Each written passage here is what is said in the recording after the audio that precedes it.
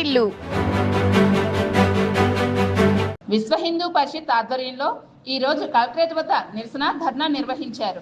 పశ్చిమ బెంగాల్ ప్రభుత్వ తీరుపై నిరసన తెలియజేస్తూ ఆ రాష్ట్రంలో వెంటనే రాష్ట్రపతి పాలన పెట్టాలని విశ్వ హిందూ పరిషత్ నాయకులు డిమాండ్ చేశారు.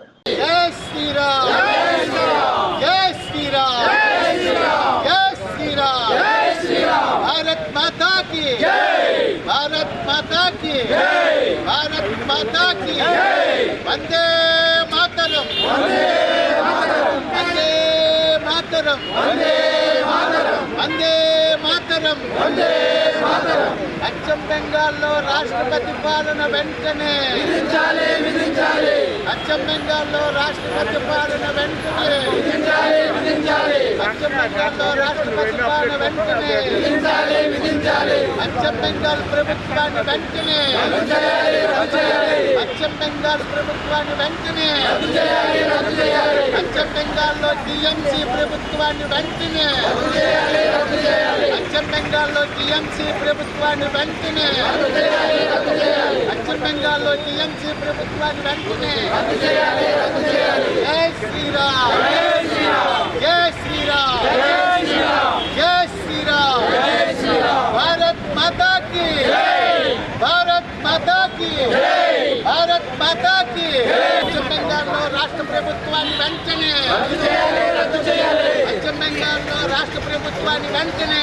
రద్దు చేయాలి రద్దు చేయాలి పశ్చిమ బెంగాల్లో జరుగుతున్న అల్లర్లకు వెంటనే విచారణ జరిపించాలి జరిపించాలి విచారణ జరిపించాలి జరిపించాలి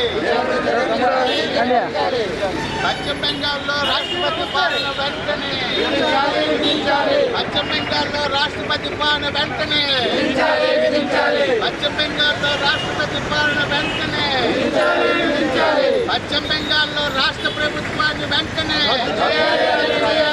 పశ్చిమ బెంగాల్లో రాష్ట్రపతి పాలన వెంటనే పశ్చిమ బెంగాల్. నా పేరు సర్పల్ నాగేశ్వరరావు, హిందూ. నేను విజయనగరం జిల్లా విశ్వ హిందూ పరిషత్ లీగల్ సెల్ అధ్యక్షుడిగా ఉంటున్నాను. మా జాతీయ అధ్యక్షుడైనటువంటి శ్రీ అలోక్ కుమార్ గారి పిలుపు మేరకు ఈరోజు భారతదేశం అన్ని జిల్లా కేంద్రాల్లో కూడా ఈ యొక్క ధర్నా కార్యక్రమం నిర్వహించడం జరుగుతుంది. అదేమిటి అంటే మన పార్లమెంట్లో వక్ఫ్ బోర్డు సవరణ చట్టం ఆమోదించబడింది. దానికి వ్యతిరేకంగా బెంగాల్లో హింస చెలరేగి హిందువులపై దారుణమైన ఘటనలు జరుగుతున్నాయి. వాళ్ళ యొక్క ఆస్తులని కొల్లగట్టడం, వాహనాలను తగలబెట్టడం, ముగ్గురు మరణానికి కారణమవడం, ఎంతోమంది గాయాలు పాలవడం, ఈ విధంగా ముర్షిదాబాద్లో జిల్లాలో చాలా దారుణ మారణకాండ జరుగుతుంది హిందువులపై. దాన్ని మేము పూర్తిగా ఖండిస్తున్నాం. అదేవిధంగా మా యొక్క అభిప్రాయం ఏమిటంటే ఈ యొక్క భారత సుప్రీం కోర్టు యొక్క అవగాహన పూర్తిగా మార్పు రావాలి. ఎందుకంటే మన జరిగినటువంటి ఈ వక్ఫ్ బోర్డు విచారణలో 100 సంవత్సరాల పాటు వక్ఫ్ బోర్డు కాగితాలు అడిగితే ఎక్కడి నుంచి వస్తాయన్నారు.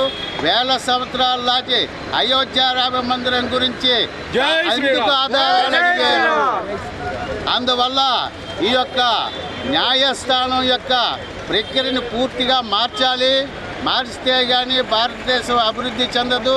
భారతదేశంలో హిందువులకు చోట్లు లేవు. ఎందుకంటే పశ్చిమ బెంగాల్లో హిందువులపై దారుణమైన ఘటన జరుగుతుంది, అత్యాచారాలు జరుగుతున్నాయి, హత్యాకాండలు జరుగుతున్నాయి. వాళ్ళ యొక్క ఆస్తులను లూటీలు చేయడం జరుగుతున్నాయి.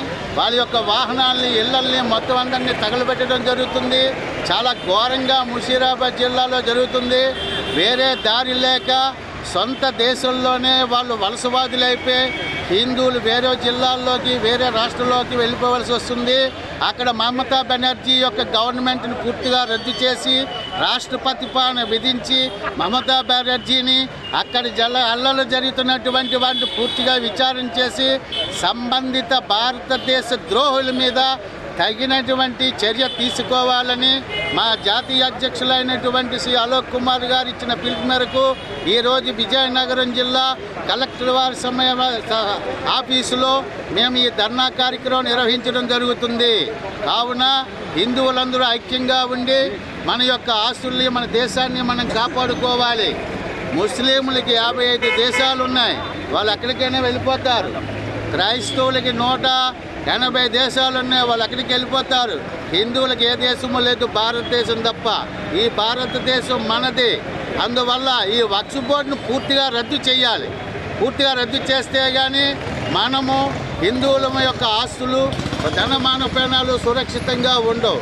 దాని మీద పశ్చిమ బెంగాల్ జరుగుతున్న దాని మీద కూడా పూర్తి ఎంక్వైరీ చేసి తగు చర్య తీసుకుంటారని మీ యొక్క మీడియా మూలంగా సమస్త ప్రజలకి తెలియజేస్తున్నాం.